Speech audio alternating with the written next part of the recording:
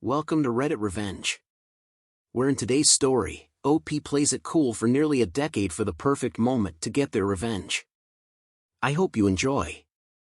I, 40 female, have been married to my husband, 44 male, for 20 years now. We have 2 kids, 16 female and 13 male.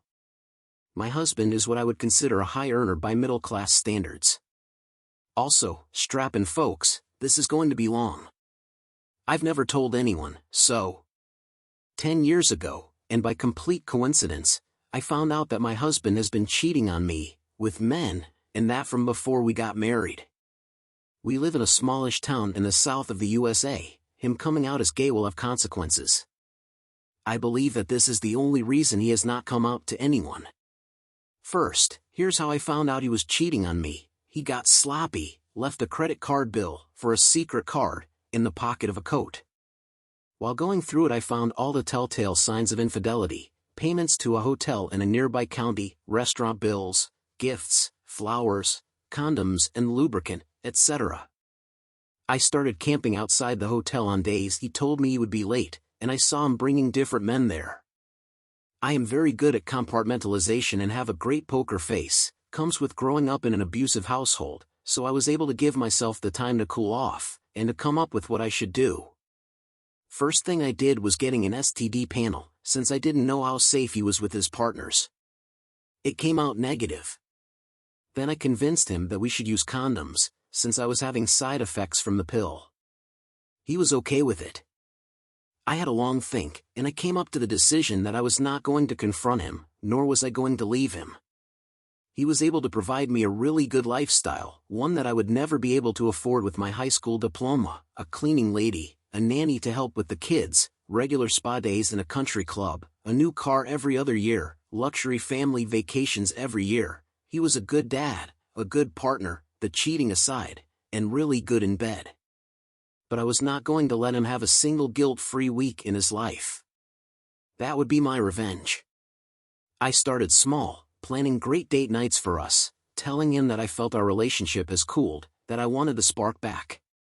Then I would sometimes slip into conversation some tea about a cheating husband, a gasp gay man that has been using his poor wife as a beard, complimenting the only gay couple we know for having the courage of being real men, who are out and proud of themselves. On the other hand, I would praise him as the perfect husband to anyone and everyone, especially if he was in earshot. The amount of guilt gifts I got was astounding. The man was even sending me flowers weekly. It continued the same way for years. I could literally see how much it was weighing on him. Me? Well, my parents were part of a commune with the concept of free love. I was the same. I just considered myself in an open marriage. It seems that cheating is easier to ignore if you are not that big on monogamy in the first place. And my husband was keeping me satisfied, so I felt no need to find a partner of my own. Then 4 years ago, I guess he met the love of his life. He started seeing just the one guy. I was seriously thinking of ending the whole thing, especially since I had started a business by then, and was able to bring in enough money to support myself and my kids, while maintaining my lifestyle. But then he went and introduced his side piece to us. He fucking brought him into our house, introduced him to our kids, and that was enough for me to keep tormenting him. Apparently he was a new friend he made while golfing. He started hinting at moving to another state, one where it would be easier for him to come out. I refused. I told him that my business was here, and I was not going to start over in another state.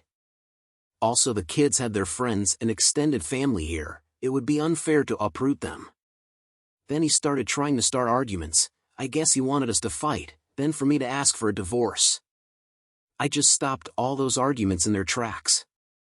I would just agree with whatever he said. He was right, I was wrong. And to make it up to him, how about a nice dinner and some great sex? He hated that. I knew from spying on his phone that having sex with me felt like cheating on his BF, the audacity of this man. I also knew that his BF was pressuring him to leave me almost every day. He was stuck between a rock and a hard place. He started drinking, and when it got too heavy, that was when I decided that enough was enough. I wanted to ruin his life, not his health. Also, I grew up with an alcoholic father, and did not want that for my kids. So I gathered all the evidence of his infidelity over the last 9 years, photos with different men, conversations, his Grindr profile, even though he no longer had one. Everything. Then I hired a divorce attorney, and mailed the evidence to his employer. He has a morality clause in his contract, and adultery breaks it. All his relatives, including parents, as well as our church, I was never big on religion like him.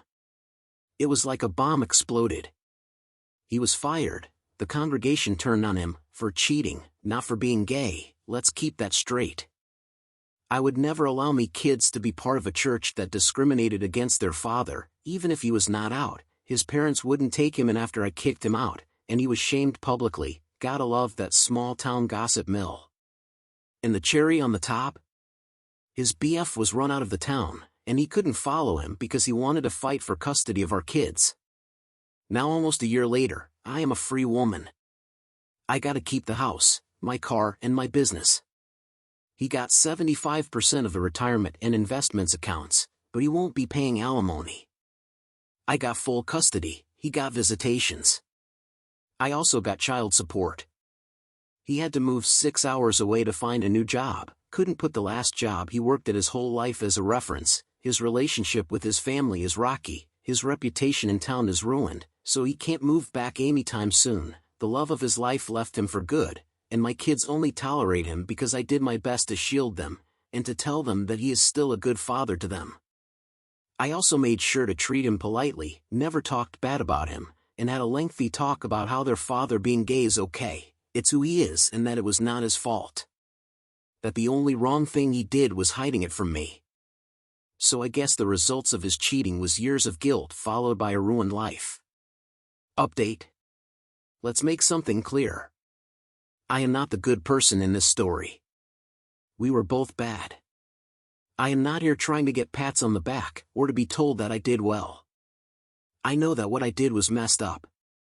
I am here because I wanted to tell someone, and I can't do that IRL. Let's now take a look at a few comments. Twisted a Rope says, the fact that you admitted that you weren't the best person in handling this makes this story infinitely sweeter.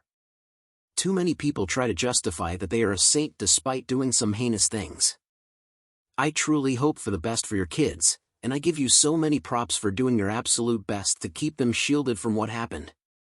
Doing the best for your kids is certainly a saint-ly thing to do, even when the other things are more devilish. Kokadwar says, high school degree, PhD level revenge. Thanks for watching. Please make sure to like and subscribe for daily videos. Have a great day.